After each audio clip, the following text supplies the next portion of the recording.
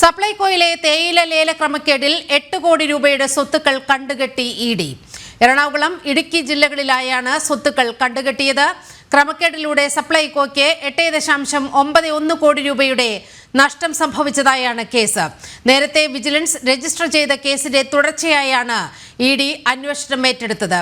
Supplyco T division deputy general manager Shelji ജോർജാണ് ഒന്നാം പ്രതി. വിവരങ്ങളുമായി ജിജീഷ് ചേരുകയാണ്. ജിജീഷ്, അല്പസമയം മുമ്പാണ് ഇത്തരത്തിൽ ഈ ക്രമക്കേടിൽ 8 കോടി രൂപയുടെ സ്വത്തുക്കൾ കണ്ടുകെട്ടുന്നതായി ഇഡി വാർത്താക്കുറിപ്പ് പുറത്തിറക്കിയത്. വിവരങ്ങൾ എന്തെല്ലാം?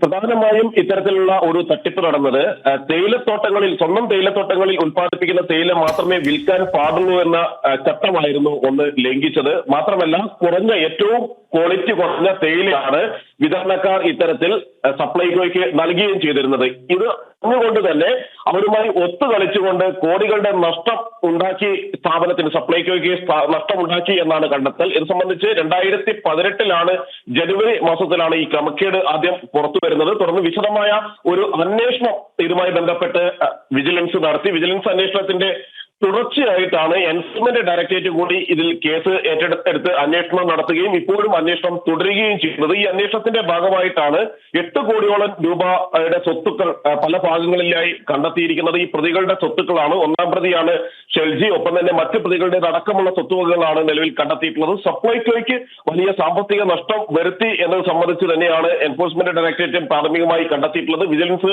ഇതുമായി ബന്ധപ്പെട്ട നിരവധി തെളിവുകൾ ശേഖരിക്കുകയും ചെയ്തു. 3 തേയില എസ്റ്റേറ്റുകൾ ചേർന്നാണ് ഇത്തരത്തിലുള്ള ഒരു ക്രമക്കേട് നടത്തിയത് എന്നതാണ് കണ്ടെത്തിയിരിക്കുന്ന വിവരങ്ങൾ. ചിന്നാർ, ഒപ്പം തന്നെ സെമിനി വാലി, വള്ളക്കടവ് എസ്റ്റേറ്റുകളെ ലേലത്തിൽ പങ്കെടുക്കുന്നതിൽ നേരത്തെ ബോർഡ് വിലക്കുകയും ചെയ്യുന്നു. സ്വന്തം തോട്ടങ്ങളിലോ ഫാക്ടറികളിലോ ഉൽപ്പാദിപ്പിച്ച തേയില മാത്രമേ സ്വന്തം പേരിൽ ഇത്തരത്തിൽ ലേലത്തിൽ വിൽക്കാൻ പാടുള്ളൂ എന്ന ടീ ബോർഡിന്റെ വ്യവസ്ഥ ഉണ്ടായിരുന്നു.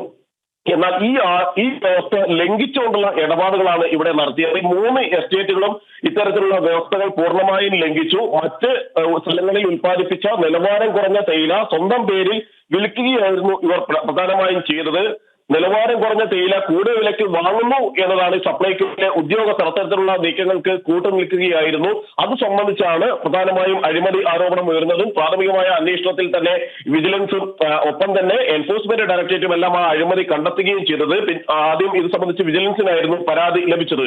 പീരുമേട്ടിലെ ശരാശരി വിലയേക്കാൾ ഉയർന്ന വില നൽകിയാണ് ഈ എസ്റ്റേറ്റുകളിൽ നിന്ന് ഇത്തരത്തിൽ വാങ്ങിയിരുന്നത്. ഇതുമായി പീരുമേട്ടിൽ ശരാശരി വില കിലോഗ്രാമിന് 130 രൂപ 50 പൈസ ഉണ്ടായിരിക്കുമ്പോൾ സപ്ലൈകോയ്ക്ക് നൽകിയത് 138 രൂപ 88 പൈസയ്ക്കായിരുന്നു. അതുപോലെ തന്നെ സെമിൻ വാലിക്ക് 140 രൂപയും വള്ളക്കടവിന് 139 രൂപയ്ക്കുമായിരുന്നു ഈ കരാറുകൾ എല്ലാം തന്നെ നൽകിയിരുന്നത് എന്നൊരു വിവരം കൂടി ഇതുമായി ബന്ധപ്പെട്ട് പുറത്തു വരുന്നുണ്ട്. അങ്ങനെ ശരാശരി വിലയേക്കാൾ ഏകദേശം 10 രൂപ കൂടുതലാണ് ഈടാക്കിയിരിക്കുന്നത്.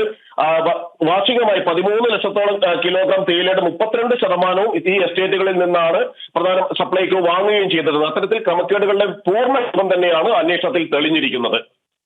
ശരി. Supplyco T division deputy general manager Shelji George ഒന്നാം പ്രതിയായ കേസിൽ കൃത്യമായ ഇടപെടൽ ഇഡിയുടെ ഭാഗത്തു നിന്ന് ഉണ്ടായി. സ്വത്ത് കണ്ടുകെട്ടുന്ന അവസ്ഥയിലേക്ക് ഇഡി എത്തി. വിവരങ്ങളുമാണ് ജിജീഷ് കരുണാകരൻ പങ്കുവച്ചത്.